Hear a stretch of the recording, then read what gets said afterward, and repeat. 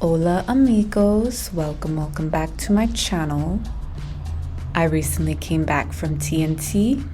I had a blast while I was down there. It was a kind of a chill trip this time compared to my previous carnival trip. But I would also say that it was an informative trip, a trip where I learned a little bit more about Trinbago, Trinidad and Tobago, and I got more kind of knowledge, history, insights. I visited different parts of the country that I haven't been to before. I got to experience a few new things that I had never experienced before. So I really enjoyed it. It was quite eye-opening in various ways. I visited Trinidad and Tobago many times in the past throughout my years growing up. I would be there for Christmas time, Navidad, parang season. I would be there in the summertime to spend time with family during summer vacation as a child. In this trip, I got to experience more of the history, like I said, and visit certain sites, learn a little bit more about T&T. So while I was there, I went on many tours, which was really fun. Nowadays in T&T, you can do various tours, whether that be foodie tours or nature tours, historical kind of tours, reservation, wildlife reservation tours, and all this kind of stuff exists. And there's even more now that have come about through social media, through word of mouth.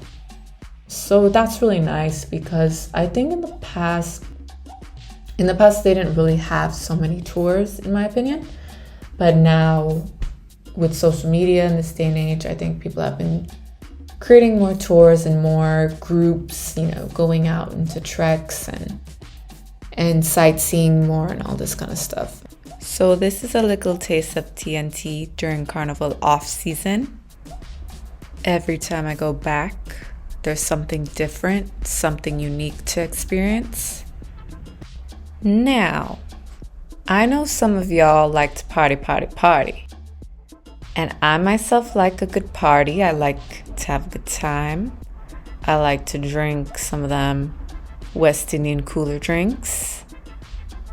But this trip was a little more chill. I mean, there was a little bit of partying, but I would say it was mostly a kind of a chill trip this time. It wasn't as hyped as carnival trips.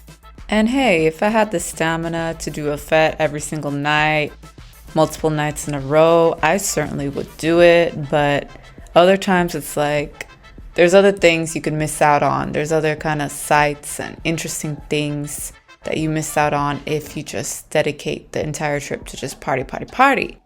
So I ended up doing a lot of sightseeing this time and basically kind of just connected back to various parts of the culture. Nature go hard out here. They don't play. The flora and fauna of Trinidad is kind of similar to some countries found in South America. For example, Suriname, Guyana, and Venezuela. When I'm down in the islands, if possible, I will try to make a trip to some of the nature sites. I think that nature can be quite healing, for some people. So bathing in a waterfall or just getting some fresh air in a rainforest is nice. It can be healing for the body, or it could just kind of help people detox from technology for a bit and kind of get them back into some grounding, get them grounded more, and can heal some people sometimes as well. So nature walks are good, as well as fishing or kayaking, taking a little trip on a boat, and swimming in lagoons, lakes, rivers. We say river lime sometimes. We say river lime in T&T, which is like liming by the river and cooking by the river. So maybe having like a barbecue or grilling fish by the river, and also bathing under a waterfall as well. These are all very good things for one's mind, body, and soul.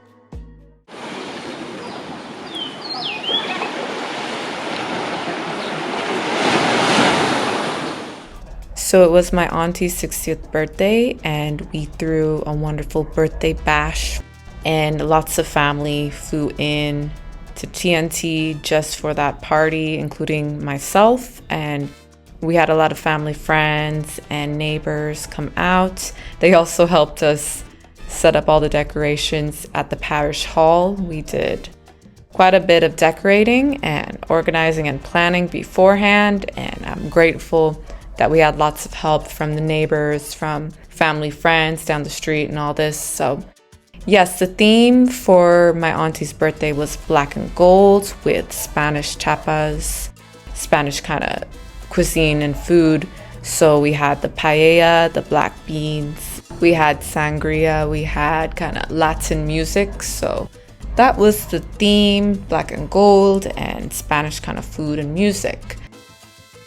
So one of my cousins flew in from the States with his non-binary friend, and he or she, I should say she had recently come out to our family, and it was a big shock because, you know, traditionally West Indian Caribbean families could be a little conservative, especially when it comes to how you express yourself, how you kind of carry yourself in the world, traditionally speaking, you know, because of the religion and the history. You will know what I'm talking about when you read up on Caribbean history and all this. So yes, it was a bit of a shock, and I don't think everyone accepted it, of course, because especially the elders, you know, the elders are more traditional. Maybe the Gen Z, my younger cousins, I'd say they were more accepting than the older generations. Traditionally, when it comes to Caribbean families, I mean, I would say they're not as open-minded when it comes to LGBT stuff. And it's not to say that LGBTQ is not accepted in the Caribbean. It's always been around. They've always had a presence like within the arts communities and all this, but the trans thing, I'm not too sure about. I don't think it's as accepted in the Caribbean as it is in America. Happy birthday to Colette. Happy birthday!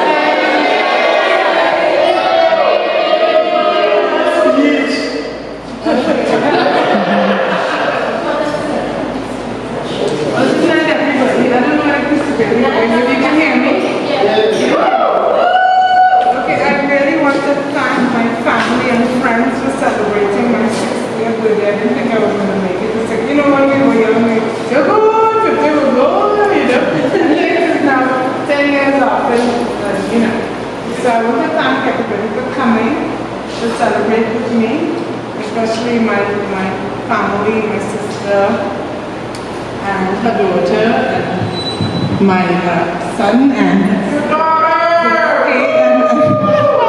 his roommate, and all my friends. Yes, so thanks again, and hopefully I'll be able to see another 10 years of life. Okay, all those of you in Looking forward to the next 10 years. Yes, looking forward to the next 10 years. So cheers again, everybody. Thank you. Thank you for the caterer. Everybody enjoyed the The Taste of Toco Trini Foodie Tour took place in the northeast part of Trinidad. It was a bit of a road trip mixed in with a bus party, mixed in with a foodie tour, so that was really cool. We got to try a variety of snacks and Trini food, and we also got to have homemade ice cream and hot chocolate. We got to visit this chocolate company. That was our final stop. So it was a fun tour, and most of the foods I'm familiar with. I grew up with these foods. But maybe for the people that never tried Trini food before, or people that have Caribbean parents but have never tried any kind of Caribbean food in their lives, this kind of tour would be very good for them. It's basically a tour for anyone, to be honest, anyone that likes to eat.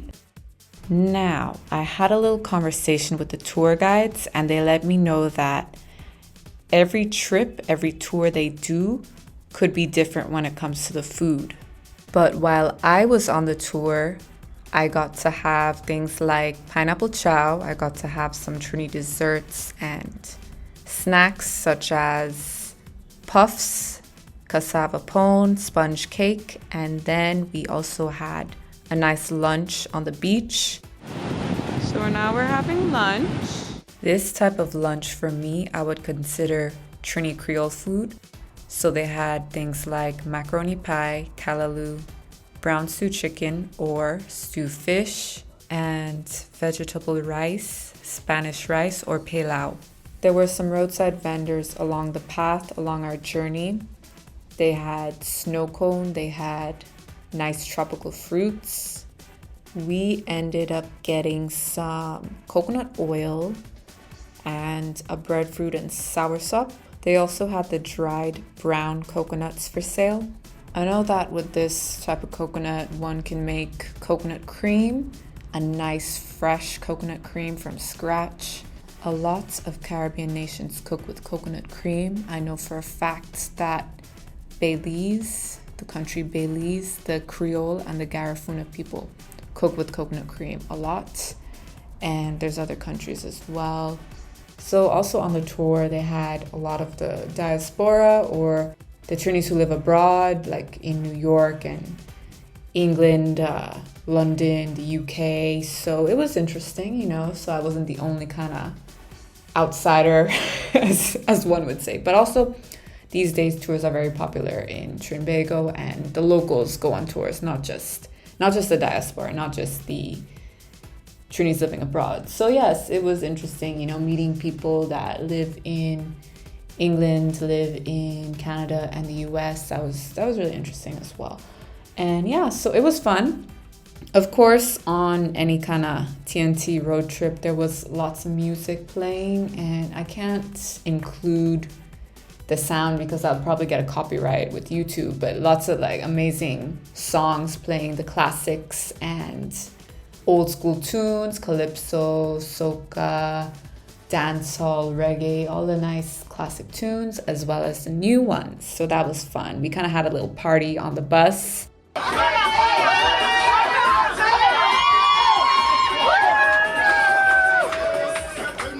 Our final stop was at the Grande Rivière Chocolate Company. We tried hot chocolate while we were there, as well as some other products. Their chocolate is made from locally grown cocoa. It was interesting hearing about the history when it comes to cocoa in Trinidad, you know, the cultivation of it and how the cocoa beans rank in the world, as well as the flavor profile of Trini cocoa. But the cocoa production and the cocoa cultivation in T&T has definitely died down over the years. It's not as prominent as what it once was. It's a bit more rugged, it's a bit more disease resistant. So it put us in a category known today as fine flavored or fine choice beans. We are one out of 8 countries in the world that carry that title. That title comes with special treats. For instance, the beans carries those subtle notes, like a earthy, a fruity, a floral note. So that when you're tasting it, sometimes you find you're eating a plain chocolate, but you're tasting something different, and it has nothing different in it. That's just the natural flavor of the beans. So, most of the tours I went on during my stay were all family friendly. Some folks might say, that is real old people thing, yes?